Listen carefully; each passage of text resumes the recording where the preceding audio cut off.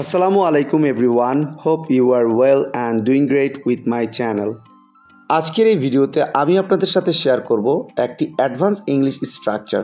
So ভিডিওটি না টেনে শেষ অবধি দেখুন। আমি তার কাছ থেকে একটি মোবাইল ধার নিয়েছিলাম। আমি তার কাছ থেকে কিছু টাকা ধার করেছিলাম।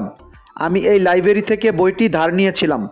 আমি তোমার কাছ থেকে এই ছাতাটি ধার নিয়েছিলাম। এই প্রতিটা বাক্যে যে জিনিসটা কমন আমরা দেখতে পাচ্ছি সেটা হলো ধার নিয়েছিলাম।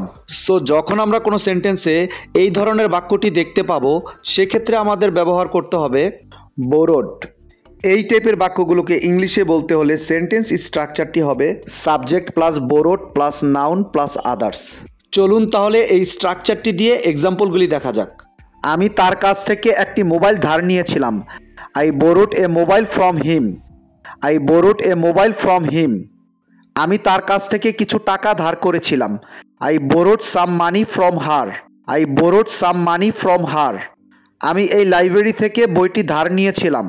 I borrowed the book from this library. I borrowed the book from this library. আমি তোমার কাছ থেকে এই ছাতাটি ধার নিয়েছিলাম। I borrowed this umbrella from you. I borrowed this umbrella from you. I hope এই স্ট্রাকচারটা আপনারা ভালোভাবে বুঝতে পেরেছেন। Now it's your turn. আমি তার কাছ থেকে কলমটি ধার নিয়েছিলাম। আমি তার কাছ থেকে কলমটি ধার নিয়েছিলাম। এই বাক্যটি ইংলিশে কী হবে আপনারা কমেন্টে লিখে জানাবেন।